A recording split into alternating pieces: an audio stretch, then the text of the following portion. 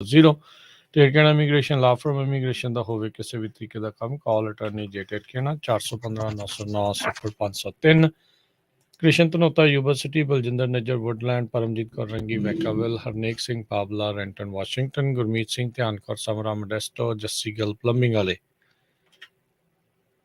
ਧਰਮ Singh GN tyre and lube Modesto ਤੇ Bakersfield GN tyre and lube ਜਿਨ੍ਹਾਂ ਦੇ ਕੋਲੋਂ ਤੁਸੀਂ truck wash oil change air brake ਦਾ ਕੰਮ ਕਰਵਾ ਸਕਦੇ ਹੋ ਨਵੇਂ ਪੁਰਾਣੇ ਟਾਇਰ ਖਰੀਦ ਸਕਦੇ ਹੋ ਸੈਂਟਰਨੈਲਾ ਦੇ ਵਿੱਚ ਲੋਕੇਸ਼ਨ ਹੈ call Nimma Sahota 209 277 0113 West Coast truck driving school truck ਚਲਾਉਣ ਦੀ ਸਿਖਲਾਈ ਵਧੀਆ ਢੰਗ ਦੇ ਨਾਲ ਦਿੰਦੇ ਹਨ ਫਰੈਜ਼ਨੋ ਦੇ ਵਿੱਚ ਇਹਨਾਂ ਦਾ ਸਕੂਲ ਹੈ ਕਾਲ ਅਜੀਤ ਅਟਵਾਲ 559 374 4541 ਤੇ ਜ਼ੈਂਡਰ ਗਰੁੱਪ ਜਿੱਥੇ ਤੁਸੀਂ ਹੋਮ ਲੋਨਸ ਘਰ ਖਰੀਦਣ ਅਤੇ ਘਰ ਵੇਚਣ ਦੀਆਂ ਸਰਵਿਸਿਜ਼ ਲੈ ਸਕਦੇ ਹੋ ਕਾਲ ਮੋਹਨ ਚੀਮਾ 5599052575 ਸਭ ਦਾ ਧੰਨਵਾਦ ਜੇਕਰ ਤੁਸੀਂ ਜਾਂ ਕੋਈ ਹੋਰ ਕਾਰੋਬਾਰ ਇਸ ਪ੍ਰੋਗਰਾਮ ਨੂੰ ਸਪਾਂਸਰ ਕਰਨਾ ਚਾਹੁੰਦੇ ਹੋ ਸੰਪਰਕ ਕਰ ਸਕਦੇ ਹੋ 408 722 7698 ਦੇ ਉੱਤੇ ਮਿੰਟੂ ਜੀ ਗੱਲਬਾਤ ਦਾ ਸਿਲਸਿਲਾ ਸ਼ੁਰੂ ਕਰਦੇ ਜਾਈਏ ਗਵਾਹਾਂ ਨੂੰ ਧਮਕੀਆਂ ਦੇਣ ਦੇ ਇਲਜ਼ਾਮ ਤਹਿਤ ਗੈਂਗਸਟਰ ਗੋਲਡੀ ਬਰਾੜ ਸਣੇ 5 ਖਿਲਾਫ ਕੇਸ ਦਰਜ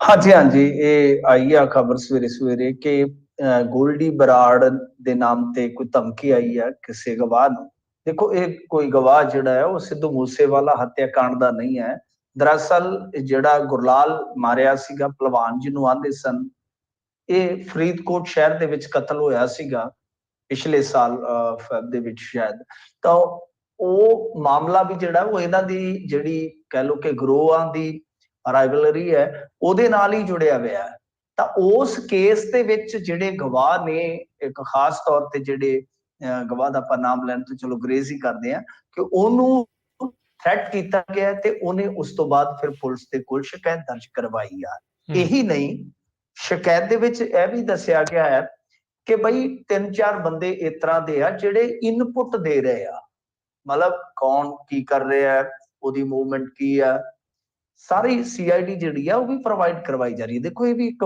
ਨੈਕਸਸ ਦਾ ਬਹੁਤ ਉਗੜਵਾ ਪੱਖ ਹੈ ਕਿ ਇਹੋ ਜੀ ਮੱਚੀ ਨੇਰੀ ਦੇ ਦਰਮਿਆਨ ਵੀ ਇੱਥੇ ਕੁਝ ਲੋਕ ਜਿਹੜੇ ਆ ਉਹ ਸਫੇਦ ਪੋਸ਼ੀ ਦੀ ਆੜ ਦੇ ਵਿੱਚ ਉਹਨਾਂ ਵਾਸਤੇ ਸੀਆਈਡੀ ਕਰਦੇ ਨੇ ਜਾਂ ਕਹਿ ਲਓ ਕਿ ਦਲਾਲੀ ਕਰ ਰਹੇ ਨੇ ਇਸ ਟਾਈਮ ਇਹ ਵੀ ਆਪਣੇ ਆਪ ਦੇ ਵਿੱਚ ਹੈਰਾਨਗੀ ਦੀ ਗੱਲ ਹੈ ਤਾਂ ਖੈਰ ਇਹਨਾਂ ਦੇ ਗੁਰਗੇ ਇਹਨਾਂ ਦਾ ਜਿੱਦਾਂ ਕਹਿ ਲਓ ਕਿ ਨੈਟਵਰਕ ਬਹੁਤ ਤਕੜਾ ਹੁੰਦਾ ਤਾਂ ਇਹਦੀ ਇੱਕ ਮਿਸਾਲ ਹੈ ਤਾਂ ਇਤੋਂ ਹੀ ਹੁਣ ਜੇ ਆਪਾਂ ਅੱਗੇ ਦੇਖੀਏ ਵੈਸੇ ਸਿੱਧੂ ਮੂਸੇਵਾਲੇ ਦਾ ਜ਼ਿਕਰ ਕੀਤਾ ਤਾਂ ਇਹ ਇੱਕ ਘਟਨਾ ਅਜਿਹੀ ਘਟਨਾ ਹੈ ਜਿਹਦਾ ਅੱਗੇ ਜਾ ਕੇ ਫਿਰ ਦੁਬਾਰਾ ਦੁਹਰਾ ਹੋ ਸਕਦਾ ਹੈ ਕਿਉਂਕਿ ਜੇ ਤੁਸੀਂ ਦੇਖੋਗੇ ਇਹਨਾਂ ਦੇ ਜ਼ਿਆਦਾਤਰ ਕੇਸ ਨੇ ਜਿਹੜੇ ਮੁਕੱਦਮੇ ਨੇ ਗੈਂਗਸਟਰਾਂ ਦੇ ਇਸੇ ਕਰਕੇ ਹੀ ਬਰੀ ਹੋ ਜਾਂਦੇ ਆ ਕਿਉਂਕਿ ਗਵਾਹ ਲੱਗਣ ਹੀ ਨਹੀਂ ਦਿੰਦੇ ਗਵਾਹਾਂ ਨੂੰ ਜ਼ਬਰਦਸਤੀ ਬਿਠਾ ਦਿੰਦੇ ਨੇ ਤਾਂ ਹੁਣ ਜੇ ਸਿੱਧੂ ਮੂਸੇਵਾਲਾ ਹੱਤਿਆਕਾਂਡ ਦੇ ਵਿੱਚ ਤੁਸੀਂ ਵੇਖੋਗੇ ਤਾਂ ਉੱਥੇ 125 ਦੇ ਕਰੀਬ ਗਵਾਹ ਆ ਹਰੇਕ ਗਵਾਹ ਦੀ ਆਪਣੀ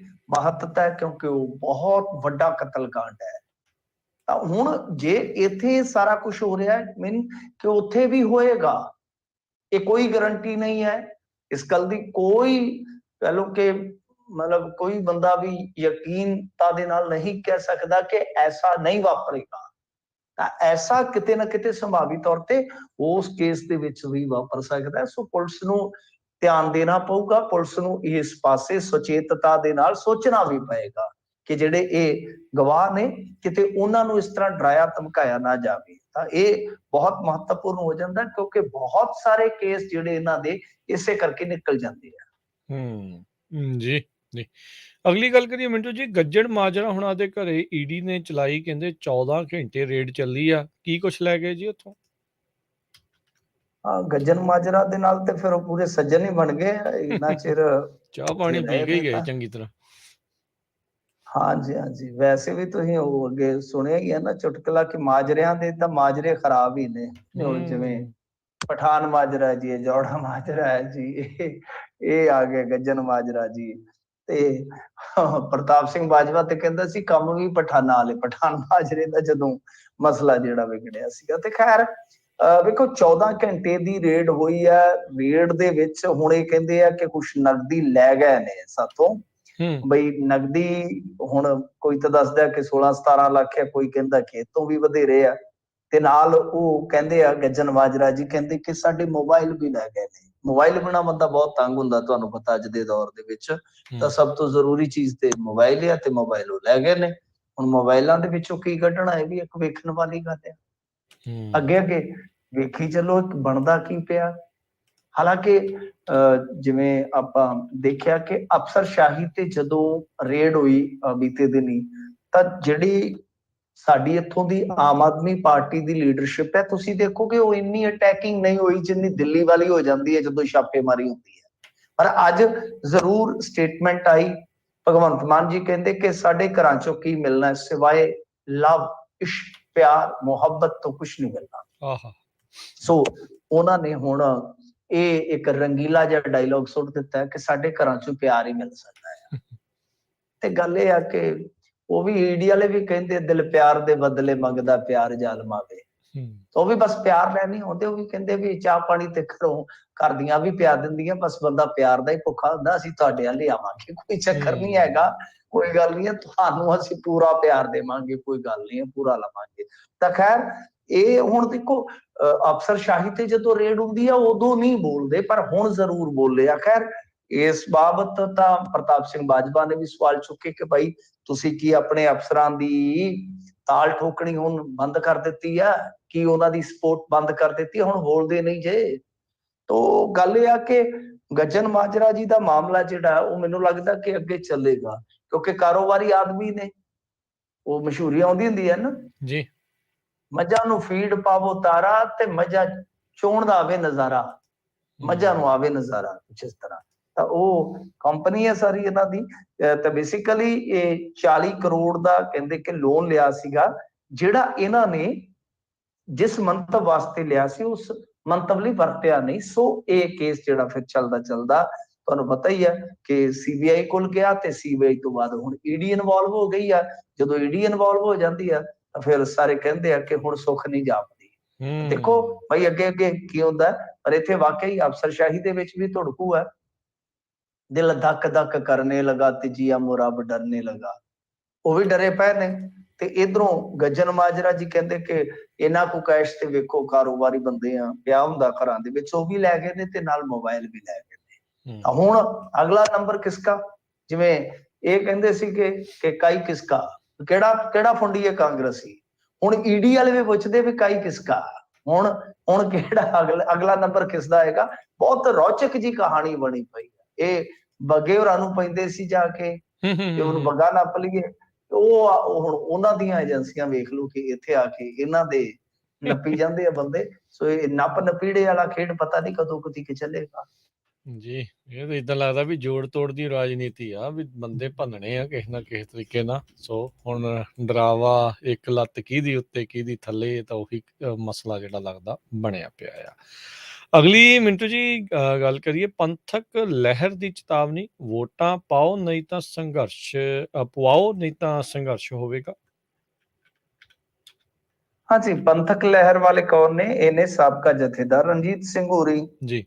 ਤੇ ਇਹ ਤੁਹਾਨੂੰ ਪਤਾ ਹੀ ਆ ਕਿ ਬਿਆਨ ਦਾਗਦੇ ਵੀ ਰਹਿੰਦੇ ਆ ਤੇ ਇਲੈਕਸ਼ਨ ਦੇ ਵਿੱਚ ਹੱਥ ਵੀ ਅਜਮਾਉਂਦੇ ਰਹਿੰਦੇ ਆ। ਸੋ ਲਿਹਾਜ਼ਾ ਇਹਨਾਂ ਨੇ ਇੱਕ ਵਾਰੀ ਫੇਰ ਮੰਗ ਵੀ ਕੀਤੀ ਹੈ, ਜਾਂ ਕਹਿ ਲਓ ਕਿ ਚੇਤਾਵਨੀ ਵੀ ਦਿੱਤੀ ਆ ਕਿ ਜੋ 12 ਸਾਲ ਤੋਂ ਪੈਂਡਿੰਗ ਪਿਆ ਇਲੈਕਸ਼ਨ ਐਸਜੀਪੀਸੀ ਦਾ, ਕਿ ਇਹਨੂੰ ਜਲਦੀ ਤੋਂ ਜਲਦੀ ਕਰਵਾਉਣ ਦਾ ਐਲਾਨ ਕਰ ਦਿੱਤਾ ਜਾਵੇ। ਨਹੀਂ ਤਾਂ ਫਿਰ ਉਹ ਤੁਹਾਨੂੰ ਪਤਾ ਹੀ ਹੈ, ਨਹੀਂ ਤਾਂ ਉਹ ਕਹਿੰਦੇ ਫਿਰ 24 ਸਤੰਬਰ ਨੂੰ ਚੰਡੀਗੜ੍ਹ ਸਥਿਤ ਰਾਜਪਾਲ ਬਨਵਾਰੀ ਲਾਲ ਪੁਰੋਹਿਤ ਦੇ ਰਹਿائش ਸਾਹਮਣੇ ਯਾਨੀ ਰਾਜ ਭਵਨ ਸਾਹਮਣੇ ਇੱਕ ਵੱਡਾ ਰੋਸ ਪ੍ਰਦਰਸ਼ਨ ਕੀਤਾ ਜਾਏਗਾ। ਤਾਂ ਦੇਖੋ ਇਹਦੇ ਵਿੱਚ ਹੁਣ ਗੱਲ ਇਹੋ ਆ ਕਿ ਰਣਜੀਤ ਸਿੰਘ ਹੋਰੀ ਜਾਂ ਹੋਰ ਜਿਹੜੀਆਂ ਇਸ ਤਰ੍ਹਾਂ ਦੀਆਂ ਪੰਥਕ ਧਿਰਾਂ ਨੇ ਜੋ ਇਸ ਵੇਲੇ ਇਹ ਗੱਲ ਤਾਂ ਵੇਖ ਚੁੱਕੀਆਂ, ਵਾਚ ਚੁੱਕੀਆਂ ਕਿ ਇਸ ਮੌਕੇ ਤੇ ਜੇਕਰ ਐਸਜੀਪੀਸੀ ਇਲੈਕਸ਼ਨ ਹੋ ਜਾਂਦਾ ਹੈ ਤਾਂ ਸੁਖਵੀਰ ਸਿੰਘ ਬਾਦਲ ਨੂੰ ਹਰਾਉਣਾ ਕੁਝ ਵੀ ਮੁਸ਼ਕਲ ਨਹੀਂ ਹੈ। ਕਿਉਂਕਿ ਪ੍ਰਕਾਸ਼ ਸਿੰਘ ਬਾਦਲ ਤਾਂ ਬਈ ਨਹੀਂ ਕਿਤੇ ਵੀ ਇਹਨਾਂ ਦੇ ਹੱਥ ਆਇਆ। ਪ੍ਰਕਾਸ਼ ਸਿੰਘ ਬਾਦਲ ਹੋਰਾਂ ਨੇ ਤਾਂ ਢਾਹ ਨਹੀਂ ਦਿੱਤੀ। ਤਾਂ ਇਹਨਾਂ ਨੂੰ ਇਉਂ ਲੱਗਦਾ ਕਿ ਸੁਖਵੀਰ ਸਿੰਘ ਬਾਦਲ ਦੀ ਅਗਵਾਈ ਦੇ ਵਿੱਚ ਜੋ ਅਕਾਲੀ ਦਲ ਇਸ ਵੇਲੇ ਸੰਘਰਸ਼ ਕਰ ਰਿਹਾ ਹੈ, ਤਾਂ ਇਸ ਪੀਰੀਅਡ ਦੇ ਦੌਰਾਨ ਜੇਕਰ ਇਸ ਸਮੇਂ ਦੇ ਦੌਰਾਨ ਜੇਕਰ ਐਸਜੀਪੀਸੀ ਇਲੈਕਸ਼ਨ ਹੋ ਜਾਂਦਾ ਤਾਂ ਫੱਟੇ ਚੱਕੇ ਜਾਣਗੇ। ਪਰ ਇਹ ਹੁਣ ਧਿਰਾਂ ਆਪਸ ਦੇ ਵਿੱਚ ਇੱਕਮਤ ਹੁੰਦੀਆਂ ਜਾਂ ਇਹ ਅੱਡੋ ਅੱਡ ਲੜਦੇ, ਇਹ ਵੀ ਇੱਕ ਸਵਾਲ ਰਹੇਗਾ। ਕਿਉਂਕਿ ਦੇਖੋ ਜੀ ਜੀ ਆਪਾਂ ਨੂੰ ਪਤਾ ਹੈ ਨਾ ਕਿ ਦਿੱਲੀ ਚੋਣਾਂ ਦੇ ਵਿੱਚ ਉੱਥੇ ਅਰਵਿੰਦ ਕੇਜਰੀਵਾਲ ਹੋਰਾਂ ਨੇ ਵੀ ਇੱਕ ਧੜਾ ਉਤਾਰ ਦਿੱਤਾ ਸੀਗਾ ਦਿੱਲੀ ਹੂੰ ਗੁਰਦੁਆਰਾ ਚੋਣਾਂ 'ਚ। ਅੱਛਾ, ਰਣਜੀਤ ਸਿੰਘ ਹੋਰੀ ਵੀ ਚਲੇ ਗਏ ਸਨ, ਵਡਾਲਾ ਸਾਹਿਬ ਵੀ ਚਲੇ ਗਏ ਸਨ, ਸਰਨਾ ਵੀ ਚਲੇ ਗਏ ਸਨ, ਬਥੇਰੇ ਸਨ। ਤਾਂ ਇੱਥੇ ਵੀ ਸਿਨੈਰੀਓ ਉਹੀ ਹੈ, ਦਿੱਲੀ ਵਾਲਾ ਧੜਾ ਆ ਗਿਆ, ਫਿਰ ਰਣਜੀਤ ਸਿੰਘ ਹੋਰੀ, ਵਡਾਲਾ ਹੋਰੀ, ਫਿਰ ਇਸ ਤੋਂ ਇਲਾਵਾ ਸਿਮਰਨਜੀਤ ਸਿੰਘ ਮਾਨ ਹੋਰੀ, ਬਾਕੀ group Ajnala and Bhai Mohkam Singh ji and Gurdeep Singh Bathinda ਜੀ, ਉਹਨਾਂ ਦਾ ਹਾਲੇ ਕੋਈ ਪਤਾ ਨਹੀਂ ਕਿ ਹਾਲੇ ਬਥੇਰਾ ਕੁਛ ਆ।